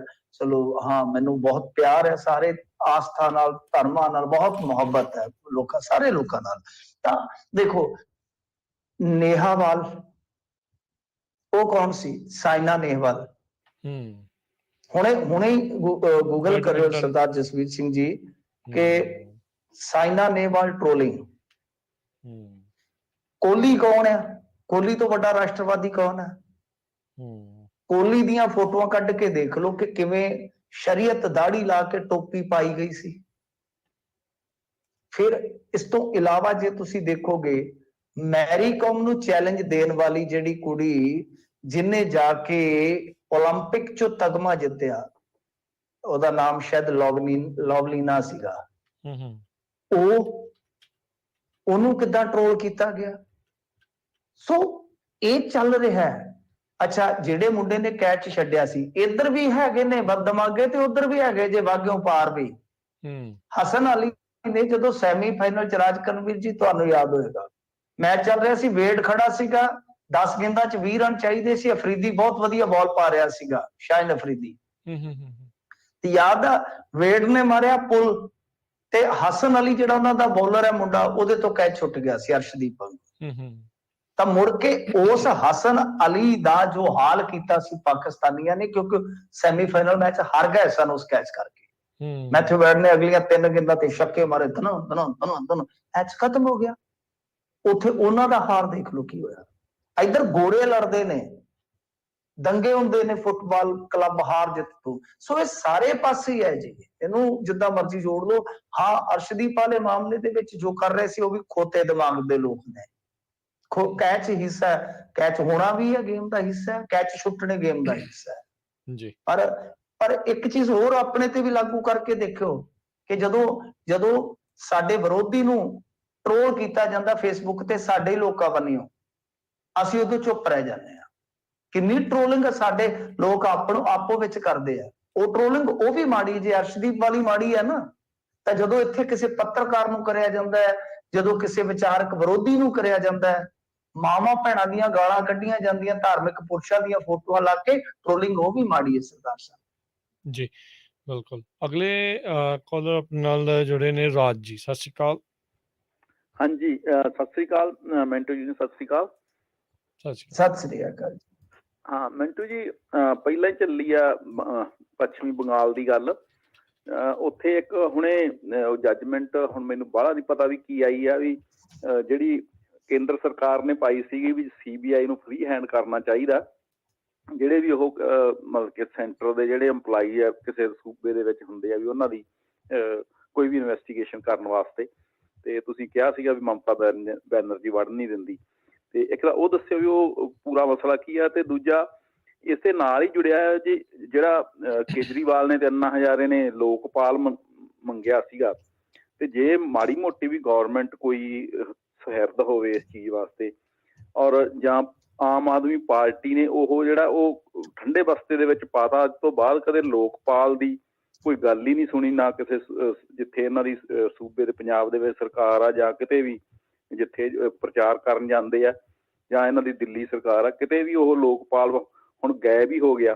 ਤੇ ਉਹਦੇ ਬਾਰੇ ਜ਼ਰੂਰ ਦੱਸਿਓ ਕਿ ਉਹ ਇਹਦੀ ਥਾਂ ਲੈ ਸਕਦਾ CBI ਦੀ, ਵੀ ਹੋਰ ਫ੍ਰੀ ਹੈਂਡ ਹੋ ਕੇ ਤੇ ਇਮਾਨਦਾਰੀ ਨਾਲ ਕੰਮ ਕਰ ਸਕਦਾ ਜੀ। ਹਾਂਜੀ ਜੀ, ਮਿਹਰਬਾਨੀ। ਨਹੀਂ, ਲੋਕਪਾਲ ਤਾਂ ਹੈਗਾ ਜੀ, ਲੋਕਪਾਲ ਇੰਡੀਆ ਦੇ ਵਿੱਚ ਸਟੇਟਾਂ 'ਚ ਵੀ ਹੈਗਾ ਜੀ, ਲੋਕਪਾਲ ਸਟੇਟਾਂ 'ਚ ਵੀ ਹੈ, ਲੋਕਪਾਲ ਉੱਤੇ ਵੀ ਹੈਗਾ, ਪਰ ਲੋਕਪਾਲ ਇੰਨਾ ਸਾਰਥਕ ਨਹੀਂ ਹੈਗਾ। ਉਹ ਮਤਲਬ ਕਿ ਜੋ ਚਾਹੀਦਾ ਸੀਗਾ ਇੰਨਾ ਪਾਵਰਫੁਲ ਨਹੀਂ ਹੈਗਾ। ਬਾਕੀ ਜਿਹੜੀ ਤੁਸੀਂ ਉਹ ਸੁਣਵਾਈ ਦੀ ਗੱਲ ਕੀਤੀ, ਉਹ CBI ਨਾਲ ਜੁੜੀ ਨਹੀਂ ਸੀ, ਉਹ ਦੂਜੀ ਕਿਸੇ ਏਜੰਸੀ ਨਾਲ ਜੁੜੀ ਸੀ, ਉਹਦੇ ਅਧਿਕਾਰ ਖੇਤਰ ਨੂੰ ਲੈ ਕੇ। ਤਾਂ ਉਹਦੇ 'ਚ ਸੁਪਰੀਮ ਕੋਰਟ ਨੇ ਉਹਦੀਆਂ ਸ਼ਕਤੀਆਂ ਨੂੰ ਜਿਉਂ ਦਾ ਤਿਉਂ ਰੱਖਿਆ ਸੀ। CBI ਦਾ ਜਿਹੜਾ ਨਾ ਗਠਨ, ਦੇਖੋ ਬੜੀ ਸਿੰਪਲ ਗੱਲ ਹੈ, ਜਿਹੜਾ CBI ਦਾ ਗਠਨ ਹੋਇਆ ਸੀ, ਉਹ ਹੋਇਆ ਸੀਗਾ ਜਿਹੜਾ Delhi special police establishment act ਹੈ, ਉਹਦੇ ਤਹਿਤ। ਤਾਂ ਇਹਨਾਂ ਨੂੰ ਕੰਸੈਂਟ ਲੈਣਾ ਪੈਂਦਾ ਕੁਝ ਮਾਮਲਿਆਂ 'ਚ ਰਾਜਾਂ ਦਾ, ਇਹਨਾਂ ਨੂੰ ਜ਼ਰੂਰੀ ਹੈ, ਦਰਕਾਰ ਹੈ। ED ਨੂੰ ਕੋਈ ਜ਼ਰੂਰਤ ਨਹੀਂ, NIA ਨੂੰ ਕੋਈ ਜ਼ਰੂਰਤ ਨਹੀਂ। ਉਹ ਸ਼ਾਇਦ ED ਜਾਂ NIA ਨਾਲ ਜੁੜਿਆ ਮਸਲਾ ਸੀ ਜਿਹਦੀ ਤੁਸੀਂ ਗੱਲ ਕੀਤੀ ਹੈ। ਠੀਕ ਹੈ ਜੀ। ਜੀ, ਉਹ ਫਿਰ ਫੈਡਰਲ ਦੇ ਅੰਦਰ, ਪੂਰੇ ਕੇਂਦਰੀ ਢਾਂਚੇ ਦੇ ਅੰਦਰ ਆ ਜਾਂਦਾ। ਹਾਂਜੀ, NIA ਤਾਂ ਤੁਹਾਡੇ ਬਾਹਰ ਬੈਠੇ ਜਿਹੜੇ ਕੁਝ ਹੈਗੇ ਨੇ ਲੋਕ, ਉਹਨਾਂ ਤੇ ਵੀ ਮੁਕੱਦਮੇ ਦਰਜ ਕਰ ਲੈਂਦੀ ਹੈ ਨਾ, ਯਾਦ ਹੋਏਗਾ ਤੁਹਾਨੂੰ। ਸ਼ਾਇਦ ਗੁਰਪਤਵੰਤ ਸਿੰਘ ਪੰਨੂ ਹੋਰਾਂ ਤੇ ਵੀ ਕਰੇ ਹੋਏ ਆ ਉਹਨਾਂ ਤਾਂ ਉਹ ਇਸੇ ਕਰਕੇ ਕਿਉਂਕਿ ਉਹ ਬਾਹਰ ਵੀ ਉਹਨਾਂ ਦਾ ਅਧਿਕਾਰ ਖੇਤਰ ਬਾਹਰ ਵੀ ਚਲੇ ਜਾਂਦਾ। ਠੀਕ ਹੈ। ਅਗਲੇ ਕਾਲਰ ਨੇ ਜੋਗਾ ਸਿੰਘ ਜੀ। ਹਾਂ ਤੁਹਾਨੂੰ ਜੀ ਸਤਿ ਸ਼੍ਰੀ ਅਕਾਲ ਜੀ। ਸਤਿ ਸ਼੍ਰੀ ਅਕਾਲ ਜੀ।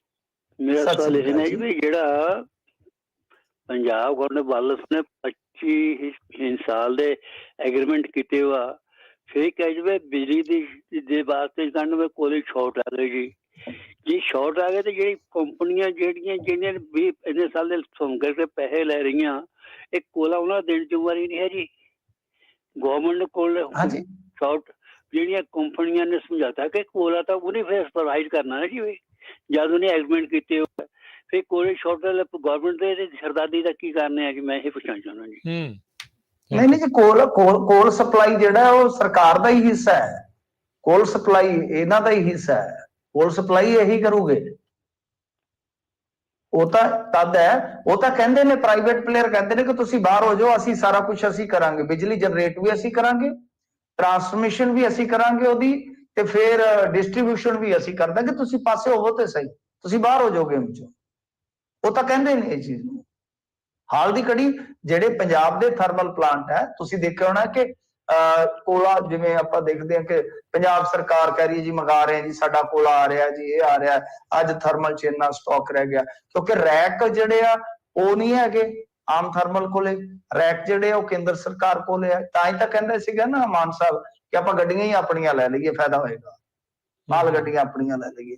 ਸੋ ਇਹ ਆ ਕਿ ਜੇ ਤਾਂ ਬਿਲਕੁਲ ਪ੍ਰਾਈਵੇਟਾਈਜੇਸ਼ਨ ਕਰ ਦਿੱਤਾ ਜਾਂਦਾ ਹੈ ਬਿਜਲੀ ਸੈਕਟਰ ਦਾ, ਜਿਵੇਂ ਕੋਈ ਹੋ ਰਿਹਾ ਪੰਜਾਬ 'ਚ ਵੀ ਜਲਦੀ ਹੋ ਜਾਏਗਾ, ਸਬਸਿਡੀਆਂ ਵਗੈਰਾ ਖਤਮ ਹੋ ਜਾਣਗੀਆਂ, ਤਾਂ ਫਿਰ ਉਹਦੇ 'ਚ ਸਾਰਾ ਕੁਝ ਝੰਜਟ, ਜਿਹੜੀ ਇਹੀ ਤਾਂ ਗੱਲ ਹੈ ਨਾ, ਚਾਹੇ ਸਾਡੀ ਉਹ ਜਿਹਨੂੰ ਹੁਣ ਤੁਸੀਂ ਫੈਡਰਲ ਗਵਰਨਮੈਂਟ ਕਹਿੰਦੇ ਹੋ, ਚਾਹੇ ਸੈਂਟਰਲ ਗਵਰਨਮੈਂਟ ਹੈ, ਚਾਹੇ ਹੇਠਲੀਆਂ, ਇਹ ਸਾਰੀਆਂ ਹੁਣ ਸਬਸਿਡੀਆਂ ਵਾਲੇ ਝਮੇਲੇ 'ਚੋਂ ਨਿਕਲਣਾ ਚਾਹੁੰਦੀਆਂ ਨੇ, ਤਾਂ ਬਹੁਤ ਜਲਦੀ ਇਹ ਸਾਰਾ ਕੁਝ ਜਿਹੜਾ ਏਦਾਂ ਹੀ ਹੋਏਗਾ। ਠੀਕ ਹੈ ਜੀ।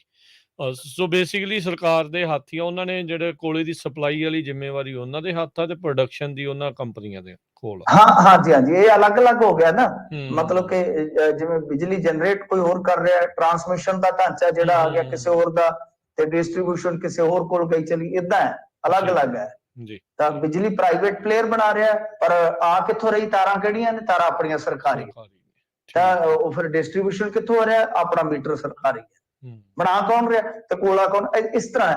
ਉੱਥੇ ਕੀ ਉਹ ਕੀ ਚਾਹੁੰਦੇ ਨੇ, ਉਹ ਚਾਹੁੰਦੇ ਨੇ ਕਿ ਸਾਰਾ ਕੁਝ ਤੁਸੀਂ ਪਾਸੇ ਹੋ ਜਾਓ, ਫਰੈਂਚਾਈਜ਼ੀਆਂ ਸਾਡੇ ਹਵਾਲੇ ਕਰ ਦਿਓ, ਅਸੀਂ ਜਾਣੀਏ, ਸਾਡਾ ਕੰਮ ਜਾਣੇ, ਅਸੀਂ ਰੇਟ ਤੈਅ ਕਰਾਂਗੇ, ਅਸੀਂ ਉਹ ਕਰਾਂਗੇ, ਸਭ ਕੁਝ ਉਹਨਾਂ ਦੇ ਸਭ ਕੁਝ ਹੱਥ 'ਚ।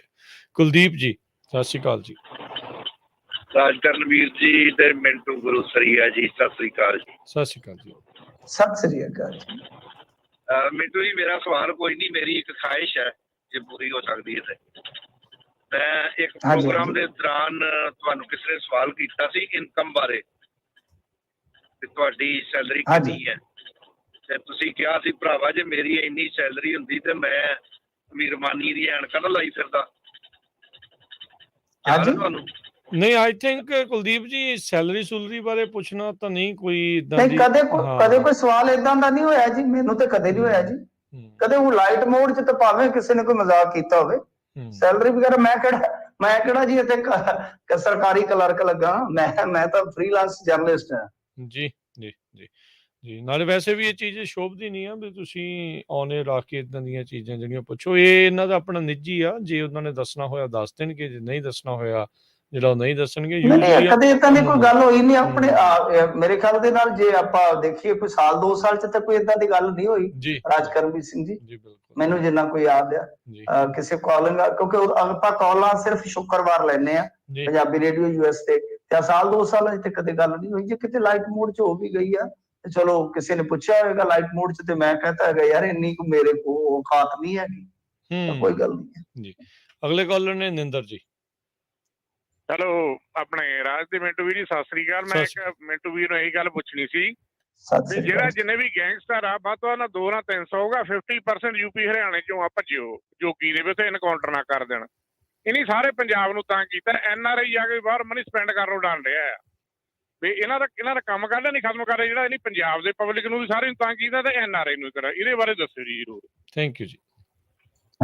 ਦੇਖੋ ਬਿਲਕੁਲ NRI ਦਾ ਵੀ ਹੁਣ ਤਾਂ ਔਖਾ ਹੋ ਗਿਆ।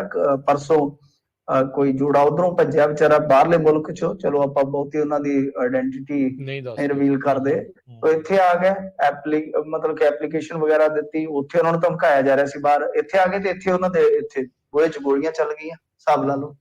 10 ਲੱਖ ਰੁਪਇਆ ਮੰਗਿਆ ਜਾ ਰਿਹਾ ਸੀ ਉਹਨਾਂ ਤੋਂ। ਕੀ ਕਰੋਗੇ ਇੱਥੇ? ਤਾਂ ਵਾਕਿਆ NRIs ਦਾ ਵੀ ਹੁਣ ਬਹੁਤ ਬੁਰਾ ਹਾਲ ਕਰੂਗੇ। ਜੇ ਵੈਸੇ ਅੱਗੇ ਇੱਕ ਦਿਨ ਗੱਲ ਕਰੀ ਜਾਂਦੇ ਸੀ ਤੇ ਮੈਂ ਕਿਹਾ ਇਹਨਾਂ ਦਾ ਕੀ ਹੈ, ਕਦੇ ਇੱਧਰ ਦਿਵਾਲੇ ਹੋ ਜਾਣਗੇ, ਕਦੇ ਉੱਧਰ ਹੋ ਜਾਣਗੇ। ਪਰ ਗੱਲ ਇਹ ਆ ਕਿ ਇਸ ਟਾਈਮ ਜੇ ਆਪਾਂ ਦੇਖੀਏ ਤਾਂ ਜਿਹੜਾ ਤੁਸੀਂ ਕਹਿ ਰਹੇ ਹੋ ਕਿ 200 ਹੈ ਜਾਂ 300 ਹੈ, 400 500 ਹੈ, ਇਹਨਾਂ ਨੂੰ ਜੇ ਤੁਸੀਂ ਕਹਿ ਰਹੇ ਹੋ ਕਿ ਮੁਕਾਬਲੇ ਬਣਾ ਦਿਓ, ਪਰ ਮੁਕਾਬਲੇ ਬਣਾ ਕੇ ਜੇ 500 ਦੀ ਜਗ੍ਹਾ ਫਿਰ ਕੱਲ ਨੂੰ 4 ਸਾਲਾਂ ਨੂੰ 1500 ਫਿਰ ਉੱਠ ਪਿਆ, ਗੱਲ ਤਾਂ ਉੱਥੇ ਦੀ ਉੱਥੇ ਰਹਿ ਜਾਏਗੀ। ਕ੍ਰਾਈਮ ਕਦੇ ਮੁੱਕਿਆ? ਇਹ ਆ ਕਿ ਜਿਹੜਾ ਆਪਣਾ ਪਿਛਲਾ ਪੋਸ਼ ਆਉਣਾ ਤਿਆਰ ਹੋ ਕੇ ਅਸੀਂ ਉਹਨੂੰ ਅੱਛੀ ਗਾਈਡੈਂਸ ਦਈਏ, ਅੱਛੀ ਐਜੂਕੇਸ਼ਨ ਦਈਏ, ਇੱਧਰ ਨਾ ਜਾਣ। ਹਾਂ, ਇਹ ਆ ਕਿ ਕਿਸੇ ਸਰਕਾਰ ਦਾ ਛੱਪਾ ਇੰਨਾ ਹੁੰਦਾ, ਵਾਕਿਆ ਯੋਗੀ ਆਦਿੱਤਿਆਨਾਥ ਨੇ ਕੀਤਾ, ਪਰ ਆਪਾਂ ਮਨੁੱਖੀ ਅਧਿਕਾਰਾਂ ਦੇ ਪੈਮਾਨੇ ਤੇ ਤੋਲਾਂਗੇ ਫਿਰ ਆਪਾਂ ਦੋਗਲੇ ਹੋ ਜਾਾਂਗੇ। ਕਿ ਇੱਕ ਪਾਸੇ ਅਸੀਂ ਝੂਠੇ ਮੁਕਾਬਲਿਆਂ ਨੂੰ ਕਹਿੰਦੇ ਕਿ ਨਹੀਂ, ਤਾਂ ਦੂਸਰੇ ਪਾਸੇ ਫਿਰ ਕਵਾਂਗੇ, ਕਿਉਂਕਿ ਜਦੋਂ ਇਸ ਤਰ੍ਹਾਂ ਦਾ ਕੰਮ ਚੱਲੇਗਾ, ਇਸ ਤਰ੍ਹਾਂ ਦੇ ਆਪਰੇਸ਼ਨ ਚੱਲਣਗੇ, ਤਾਂ ਫਿਰ ਆਪਾਂ ਨੂੰ ਪਤਾ ਹੈ ਕਿ ਉਹਦੇ 'ਚ ਕੀ ਹੁੰਦਾ ਹੈ ਕਿ ਜਾਇਜ਼ ਦੇ ਨਾਲ ਨਾਲ ਨਜਾਇਜ਼ ਵੀ ਹੋਣੇ ਸਟਾਰਟ ਹੋ ਜਾਂਦੇ ਨੇ। ਦਿੱਕਤ ਇਹ ਵੀ ਹੋ ਜਾਂਦੀ ਹੈ ਖੜੀ।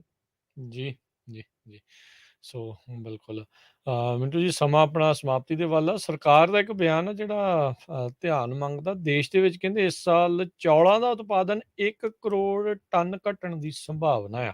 ਸੋ ਦੁਨੀਆ ਭਰ ਦੇ ਵਿੱਚ ਤਾਂ ਅੱਗੇ ਰਾਸ਼ਨ ਨੂੰ ਲੈ ਕੇ ਬੜੀ ਮਾਰੋ-ਮਾਰ ਬਣੀ ਪਈ ਆ। ਜੇ ਉਤਪਾਦਨ ਘਟਦਾ ਤੇ ਕੀ ਅਸਰ ਆਪਾਂ ਦੇਖਦੇ ਹਾਂ? ਦੇਖੋ, ਅਸਰ ਤਾਂ ਹੀ ਇਹਨਾਂ ਨੇ ਜਿਹੜਾ ਟੋਟਾ ਚੌਲ ਹੈ ਉਹਦੇ ਤੇ ਪਾਬੰਦੀ ਲਾ ਦਿੱਤੀ, ਐਕਸਪੋਰਟ ਤੇ ਇਹਨਾਂ ਨੇ ਕੱਲ ਹੀ ਲਾ ਦਿੱਤੀ ਸੀ।